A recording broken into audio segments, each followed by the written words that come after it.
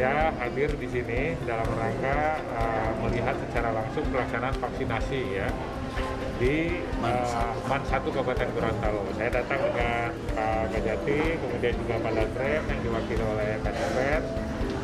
Saya sangat surprise ya karena pelaksanaan vaksinasi di sini betul-betul menjalankan prokes ya, artinya tidak ada kerumunan, kemudian para pelajar tertib ya, antri ya dengan tetap jaga jarak ya, kemudian juga manajemen vaksinasinya juga diatur sedemikian rupa ya, sehingga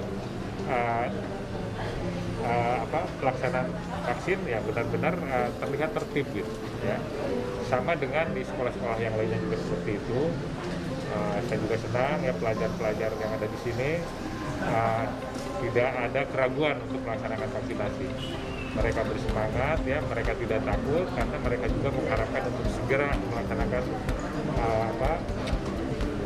belajar dengan sistem tatap muka. Saya sudah divaksin, jangan takut divaksin. Yes.